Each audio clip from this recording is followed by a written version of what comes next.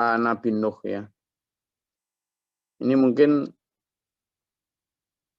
dulur-dulur yang belum ada di grup itu belum dapat link yang baru. Insya Allah link ini sudah tidak terpental-pental lagi ya insya Allah.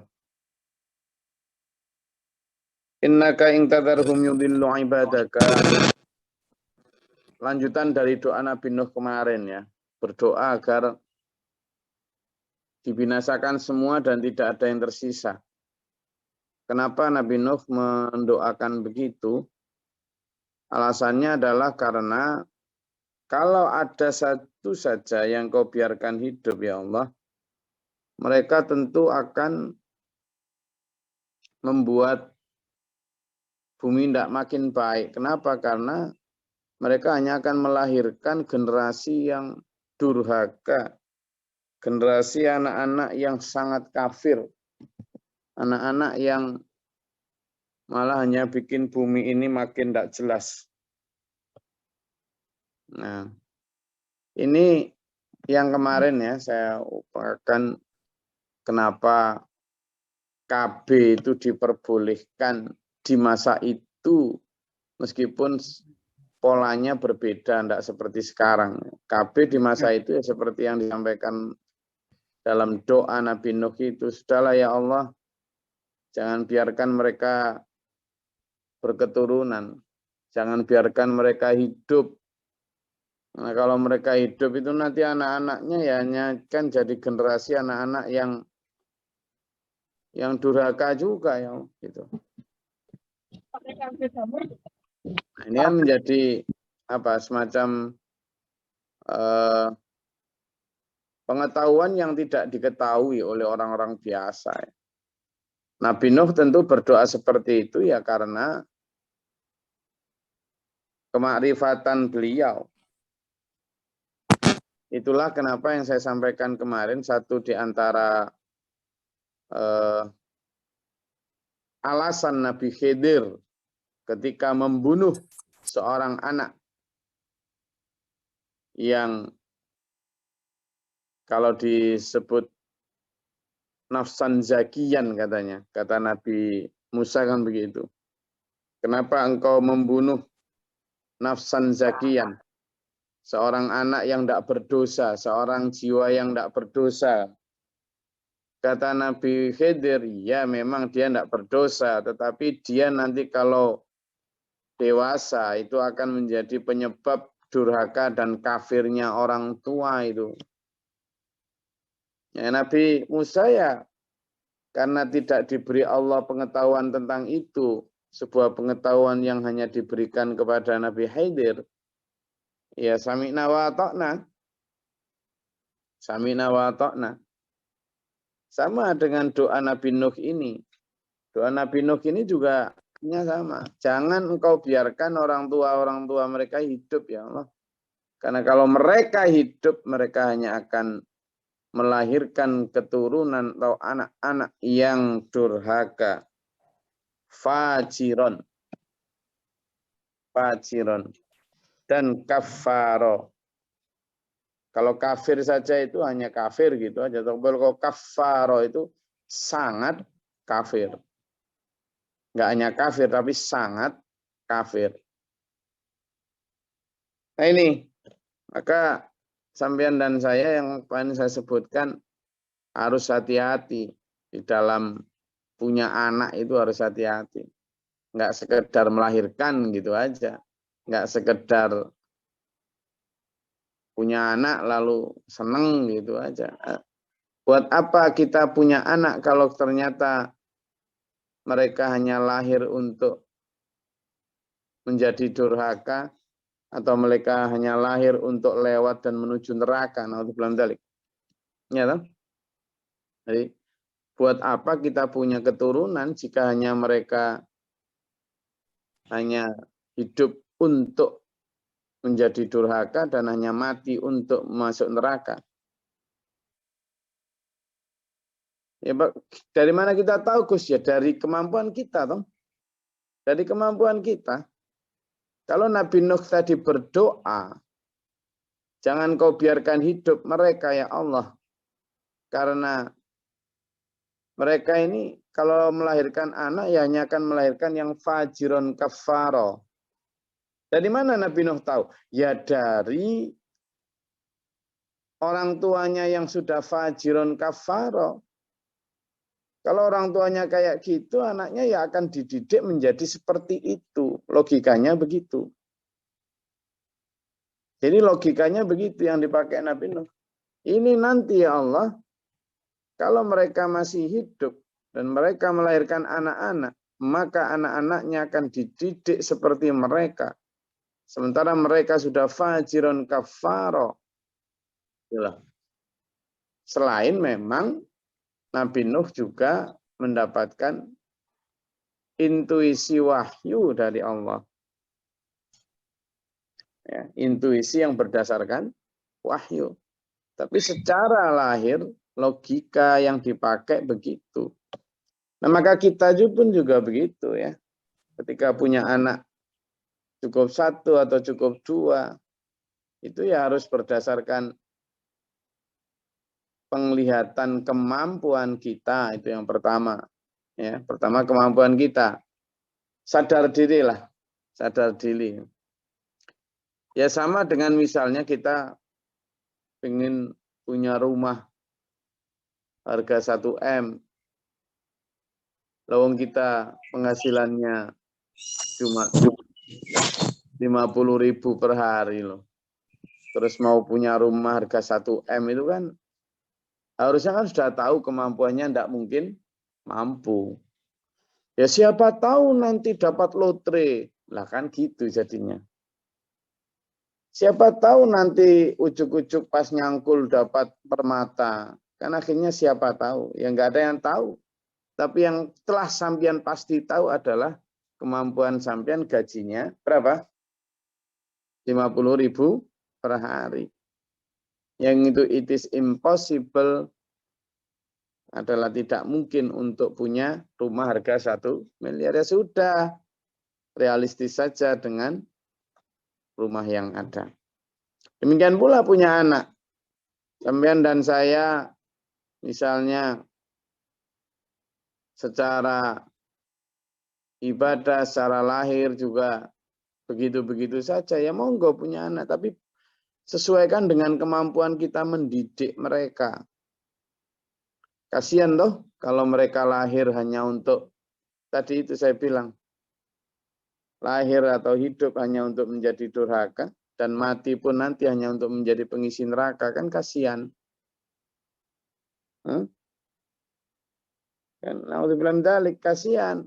Karena itu ya kemampuan kita untuk mendidik sesuai dengan ajaran yang kita yakini, sesuai dengan ideologi yang kita pedomani. Ya sudah, cukup 2 anak saja. Yang belum dikasih anak, ya jangan terlalu menderita atau berduka. Karena begitu konsep punya anak itu. Ini kan, jadi dari doa Nabi Nuh bisa kita lebarkan ke sana. Tafsir dan pelajaran yang bisa kita petik. Bahwa Nabi Nuh pun bahkan berdoa agar Allah membinasakan satu kaum dengan tujuan diantaranya adalah agar mereka tidak melahirkan generasi yang fajiron kafaro, melahirkan generasi yang hanya akan menjadi durhaka, hanya akan menjadi pengisi neraka yang kafir. Ya, tuh. Lalu doa selanjutnya adalah Rabbi firli wali walidayya. Nabi Nuh pun yang sudah ulul azmi minta ampun kepada Allah. Minta ampun. Ya Allah, ampunilah dosaku. Dan wali walidayya. Dan ampunilah dosa kedua orang tuaku. Selalu ya, memintakan ampun untuk orang tua. Untuk orang tua. Itu jangan pernah lupa itu, memintakan ampun untuk orang tua. Kedua orang tua. Lalu yang ketiga, waliman dakhala baitiyan mu'minan. baitiyan mu'minan. Dan juga ampunilah orang-orang yang masuk ke rumahku atau masuk ke masjidku sebagai orang beriman. Jadi baik walil mu'minina walil mu'minat, baik mukmin laki-laki maupun mukmin perempuan. Jadi ini juga doa ketika ada tamu yang datang ke rumah kita ya. Datang ke rumah kita, tamu, kita doakan ini. Rabbi firli wali walidayya waliman dakhala baitiya mu'minan walil mu'minina wal mu'minat. Jadi kita doakan orang-orang yang masuk ke rumah kita, masuk ke masjid kita sebagai orang beriman dengan doa ini. Ya Allah, ampunilah dosaku, dosa kedua orang tuaku, dosa orang-orang yang masuk ke rumahku sebagai orang beriman, baik mukmin laki-laki maupun mukmin perempuan. Yuk kita hafalin. Rabbi firli wali walidayya waliman dakhala baitiya mu'minan walil mu'minina walil mu'minati wala tazididz zalimina illa tabara. Ini harus hafal ya. Soalnya ini mendoakan tamu-tamu kita. Mendoakan orang yang masuk ke rumah kita. Mendoakan orang yang masuk ke masjid kita. Agar dia dijadikan Allah menjadi orang yang beriman dan diampuni dosanya. Tapi yang paling utama yang kedua, 1 dan 2 tadi. Mendoakan diri sendiri dan juga mendoakan kedua orang tua. Rabbi firli wali walidayya waliman dakhala baitiya mu'minan walil mu'minina wal mu'minati wala tazidil zalimina illa tabara. Ya. Ayo bareng-bareng. Rabbi firli wali walidayya waliman dakhala baitiya mu'minan walil mu'minina walil mu'minati walil mu'mina wal mu'minati wala tazidil zalimina illa tabara. 7 kali insyaallah hafal 7 kali ya. Ayo. Rabbi firli wali walidayya waliman dakhala baitiya mu'minan walil mu'minina wal mu'minati wala tazidil zalimina illa tabara. Rabbi firli wali walidayya waliman dakhala baitiya mu'minan walil mu'minina wal mu'minati wala tazidil zalimina illa tabara. Ikuti saya aja pelan-pelan ya. Ikuti saya pelan-pelan. Rabbi firli wali walidayya waliman dakhala baitiya mu'minan walil mu'minina wal mu'minati wala tazidil zalimina illa tabara. Rabbi firli wali walidayya waliman dakhala baitiya mu'minan walil mu'minina wal mu'minati wala tazidil zalimina illa tabara. Ayo 2 kali lagi ya. Rabbi firli wali walidayya waliman dakhala mu'minan walil mu'minina wal mu'minati wala tazidil zalimina illa tabara. 1 kali lagi. Rabbi firli wali walidayya waliman dakhala baitiya mu'minan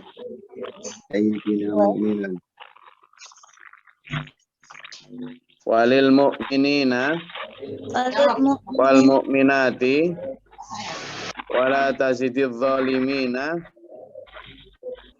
illa tabara. Oh, bareng-bareng ayo. Rabbi firli wali walidayya. Ayo. Wali dakhala baitiya mu'minan walil mu'minina wal mu'minati wala tazidil zalimina illa tabara. Ayo, siapa yang mau baca dulu sambil nunggu yang lain menghafalkan? Ini doa untuk tamu yang masuk ke rumah kita. Didoakan dengan ini. Ini doanya Nabi Nuh yang juga bisa menjadi doa kita. Ayo. Rabbi firli wali walidayya waliman dakhala baitiya mu'minan walil mu'minina wal mu'minati wala tazidil zalimina illa tabara. Ayo, monggo. Siapa yang mau coba dulu? Sambil lihat kamera, jangan lihat Qur'annya. Hafalan kok. Ayo. Monggo, jangan takut salah. Enggak apa-apa. Manusia memang tempatnya salah, karena itulah dibenarkan. Ayo.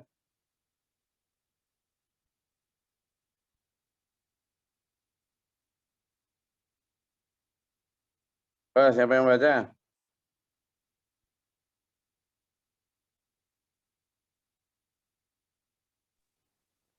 See guys. Silakan.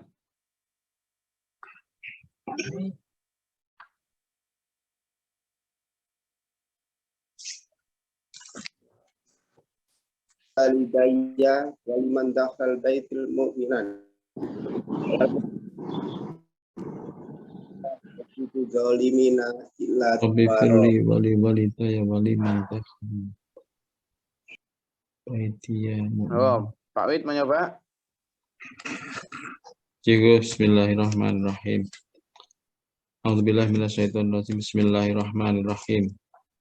Rabbi firli wali walidayya waliman dakhala baitiya mu'minan walil mu'minina wal mu'minati wala tazidin zalimina illa tabaron.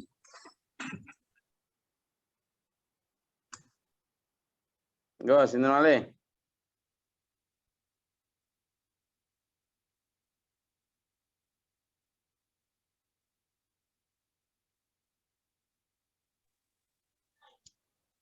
Izin Gus, a'udzu billahi minasyaitonir rajim. Bismillahirrahmanirrahim. Rabbi firli wali walidayya waliman dakhala baitiya mu'minan walil mu'minina wal mu'minati wala tajididz zalimina illa tabaru. Shadaqallahul azim. Siti Ilhamiyah itu Azhari Ilhamiyah. Go.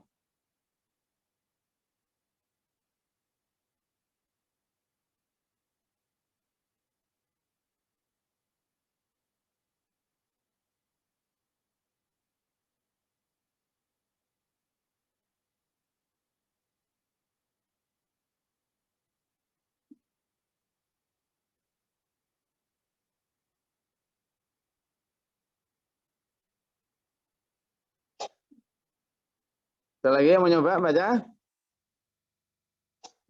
Ayo, hafal enggak apa-apa, jangan takut salah. Rabbi firli wali walidayya waliman dakhala baitiya mu'minan. Jadi motongnya begitu caranya biar ngapalinnya gampang. Rabbi firli wali walidayya waliman dakhala baitiya mu'minan walil mu'minina walil mu'minati walil mu'minina wal mu'minati wala tazididz zalimina illa tabara. Potongannya gitu-gitu kalau mau ngapalin, jadi enak. Rabbi firli, ya Allah ampunilah dosaku, wali walidayya, kedua orang tuaku, waliman dakhala, dan siapa yang masuk baitia, rumahku, mu'minan, sebagai orang beriman, walil mu'minina, dan untuk orang mukmin laki-laki, wal mu'minati, dan mukmin perempuan, wala, dan janganlah tazidi engkau tambahkan adz-zalimina untuk orang-orang zalim itu illa kecuali tabara kebinasaan. Wah. Ayo siapa lagi? Syaitonirrajim. Bismillahirrahmanirrahim. Rabbik firli wali walidayya waliman takhala baitiya mu'minan wala wal mu'minina wal mu'minati wala tajidi zalimina illa tabaro. Sadaqallahul adzim.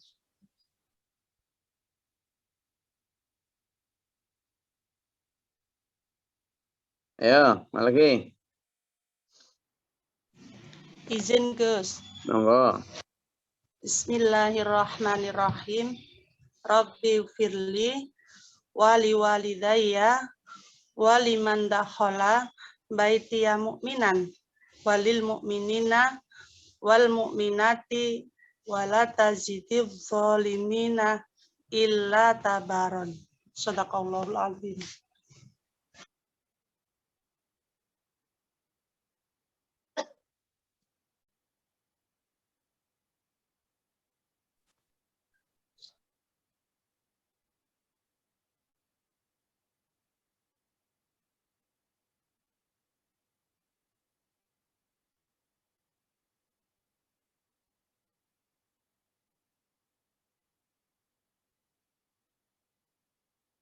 Oke. Jadi doa itu menjadi apa? Warning juga untuk kita itu. Karena untuk orang-orang yang zalim tidak didoakan kecuali tabaroh, kebinasaan. Nah, maka itu juga peringatan bahwa Nabi Nuh saja merasa punya dosa. Lah masa kita yang tidak nabi, tidak rasul, tidak siapa-siapa masih bersih dari dosa ya. Makanya Nabi Muhammad SAW itu ngajari kita, wahai orang-orang yang beriman, bertobatlah pada Allah. Karena aku, kata Nabi, bertobat kepada Allah itu 100 kali dalam satu hari. Sehingga kalau Nabi saja bertobat 100 kali, masa kita lah gitu. Jadi logikanya begitu. Kalau Nabi saja bertobat 100 kali, lalu kita bukan Nabi, masa kok lupa bertaubat? Ya. Ini yang jadi gambaran kita. Apalagi yang ayat 27 tadi. Menjadi warning kita untuk punya anak atau tidak punya anak itu harus berdasarkan penglihatan dan kemampuan kita di dalam mendidik anak. Jangan asal punya anak ya. Yang tadi saya sebut. Untuk apa melahirkan anak jika mereka hanya hidup untuk durhaka dan hanya mati untuk menjadi masuk neraka. Ya toh? Nah, sehingga doanya Nabi Nuh ini, ya Allah janganlah engkau sisakan mereka. Jangan kau biarkan hidup mereka. Karena kalau mereka hidup dan melahirkan anak, hanya akan melahirkan anak yang fajiron kafara. Sangat durhaka dan sangat kafir. Dari mana Nabi Nuh tahu? Ya karena bapak ibunya begitu. Maka nanti ya mendidik anak ya akan begitu juga. Gitu. Kalau kita juga begitu. Nggak usah lihat orang lain, kita sendiri. Kita mau punya anak berapa, anak seperti apa ya tergantung sekarang kita tuh. Penglihatan kita terhadap kemampuan kita di dalam mengelola diri kita di hadapan Allah. Nah kalau kita aja udah nggak bener kayak gini, maka ketika punya anak ya paling kemampuan kita antara 2-3 orang ya. 1-2. Banyak anak, banyak rezeki, Gus. Oke, rezeki itu dalam bentuk apa? Kalau rezeki yang sama bilang itu dalam bentuk harta, oh malah bahaya tuh. Tapi kalau rezeki itu dalam bentuk keimanan, wallahu a'lam ya. Tuh. Saya rasa itu kajian kita. Monggo kalau ada yang mau dielaborasi, diperluas, silakan. Mohon izin, Gus. Ya, Pak Yayan. Assalamualaikum warahmatullahi wabarakatuh. Waalaikumsalam. Terkait doa Nabi Nuh, Gus. Manakala melihat kekafiran dan kekufuran seolah-olah kan menjas itu. Menjas bahwa akan melahirkan kekafiran juga. Sehingga sampai-sampai tidak usahlah punya anak gitu. Nah di sisi lain kan Gus, di sisi lain masalah hidayah itu kan Allah yang punya, Allah yang tahu dan hak prerogatif Allah untuk memberikan kepada siapapun. Dan di sisi lain pula sering Gus katakan bahwa selama orangnya masih hidup, doakan maka kesempatan sangat terbuka untuk menjadi orang baik. Gitu. Nah, apakah pada saat kita melihat kekafiran dan kekufuran itu juga doa Nabi Nuh juga bisa kita terapkan apa gimana, Gus? Jadi seolah ada dua pernyataan yang kontradiktif gitu, Gus. Di satu sisi doa seperti itu, di sisi lain kan hidayah adalah haknya Allah. Mohon penjelasannya, Gus. Assalamualaikum warahmatullahi wabarakatuh. Assalamualaikum. Yang pertama Pak Yayan adalah Nabi Nuh ini memang spesifik khusus untuk zaman Nabi Nuh ya. Maksudnya begini, Nabi Nuh itu berdoa seperti itu bukan tanpa alasan. Doa seperti itu setelah pengalaman panjang. Jadi yang perlu kita tahu, ada yang menyampaikan bahwa umur Nabi Nuh itu sekitar 1100 tahun. 1100 tahun, sekitar segitulah. Dan berdakwah, dalam Al-Quran disebutkan, berdakwah Nabi Nuh itu sekitar 950 tahun. 950 tahun. Kalau umat saat itu misalnya dirata umurnya antara 200 tahun, misalnya ya 200-250 tahun misalnya umurnya orang saat itu ya. Karena memang itu kan generasi awal. Setelah Nabi Nuh, Nabi Sis, kemudian Nabi Idris, lalu Nabi Nuh ya. Nabi-nabi awal itu. Jadi mungkin di dunia juga mungkin baru nggak sampai jutaan orang ya. Nah, sehingga Nabi Nuh berdoa begitu itu berdasarkan pengalaman panjang menyaksikan generasi-generasi. Menyaksikan lahir dan matinya orang. Menyaksikan bagaimana orang-orang yang orang-orang yang telah fajiron kafaro itu melahirkan dari generasi ke generasi. Sehingga meskipun memang hidayah itu milik Allah, tapi Nabi Nuh itu sudah upaya untuk menjemput hidayah itu melalui dakwah yang jungkir balik tidak karuan. Tapi ternyata dari generasi ke generasi ya ujung-ujungnya begitu-begitu terus. Selalu mendurhakai Rasul. Wallahu a'lam ya, apakah di zaman itu memang hanya sedikit orang yang taat kepada Nabi Nuh itu sehingga doa itu muncul. Tapi yang pasti adalah doa itu muncul terlepas dari hidayah itu memang dari Allah, maka doa itu muncul berdasarkan pengalaman panjang Nabi Nuh di dalam mendakwai umat yang dari generasi ke generasi tidak kunjung jadi beriman. Makanya di ayat yang sebelumnya itu, Pak Yan, di sana disebutkan, ya Allah, aku telah mendakwai mereka dengan cara pelan-pelan, dengan cara sir, dengan cara jahar, kan gitu. Aku telah mendakwai mereka dengan cara terang-terangan, mendakwai mereka dengan cara pelan-pelan dan sembunyi-sembunyi, tapi mereka tidak ada perkembangan sama sekali, ya Allah, kan gitu. Yang di ayat 7 dan ayat 8 itu. Wa inni kullama da'autum litaghfira lahum ja'alu asabi'ahum fi adani mastaghshaw thiyabahum wa asarru wastakbaru istikbara. Thumma inni da'autuhum jihara, thumma inni a'lantu lahum wa asrartu lahum israra. Jadi dakwah Nabi Nuh ini sudah luar biasa. Cuma memang yaitu tadi. Itu yang pertama. Yang kedua adalah yang kita maksud tadi itu benar, Wen. Jadi selama orang itu masih hidup, maka orang itu masih punya kesempatan hidayah. Itu untuk kita memang. Jadi makanya tadi saya sampaikan bahwa monggo kita punya anak dan lain sebagainya, monggo kita tetap berharap. Tapi ya kemudian tahu kemampuan diri kita. Kemampuan kita dalam berdakwah, kemampuan kita di dalam mendidik anak. Bahwa meskipun hidayah itu milik Allah, tapi kita juga harus berhitung. Ya. Berdakwah pun tetap harus berhitung. Ya. Ketika misalnya Nabi Musa ya diperintah Allah berdakwah kepada Fir'aun. Nabi Musa kan sudah berhitung. Fir'aun itu sudah nemen kafir. Kafir itu sudah kafah, musyriknya sudah hakul yakin. Itu kan syiriknya itu sudah hakul yakin.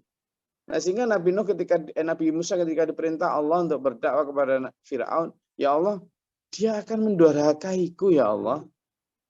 Bahkan mungkin dia akan membunuhku. Kenapa Nabi Nuh bilang membunuhku? Kenapa Nabi Musa Kenapa Nabi Musa tidak selalu berharap hidayah itu milik Allah?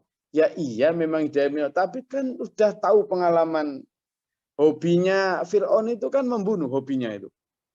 Jadi kalau belum membunuh 1 hari itu belum lega, nggak bisa tidur ya.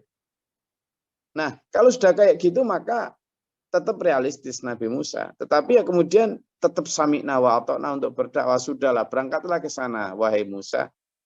Ternyata memang durhaka betul. Apakah Allah yang keliru? Nah, apakah Nabi Musa yang benar? Tidak begitu. Allah tetap memerintahkan Nabi Musa untuk berdakwah. Itu untuk pelajaran Nabi Musa bahwa kamu jangan pernah berhenti berharap. Itulah. Kamu boleh tetap realistis dan memang benar kan hitunganmu justru benar Nabi Musa seolah-olah daripada Allah.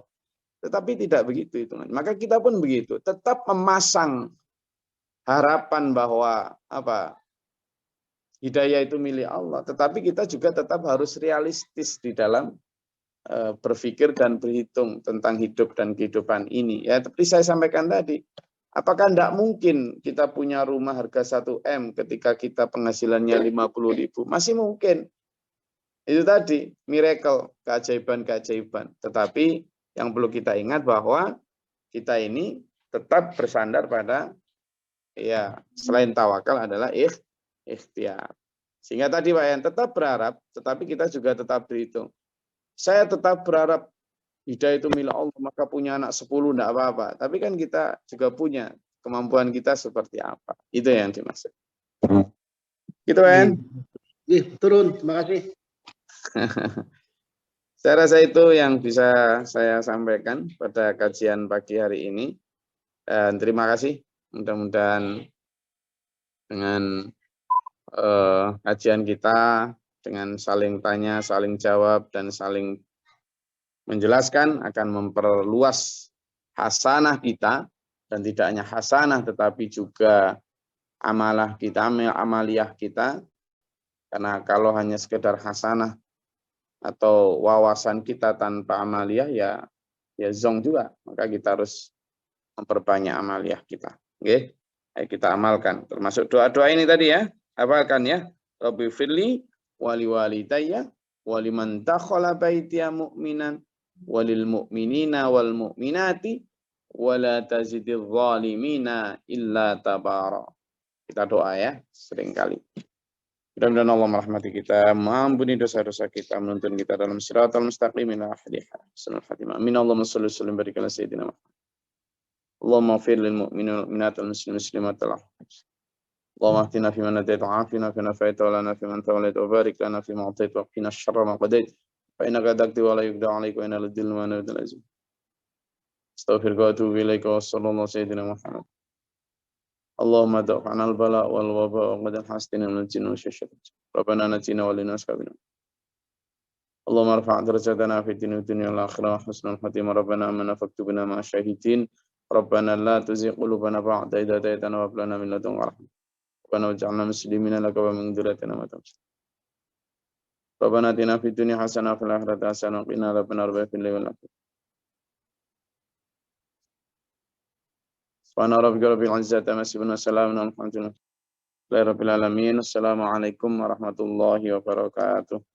Waalaikumsalam warahmatullahi wabarakatuh. Allahumma rahamna bil Qur'an waj'alhu lana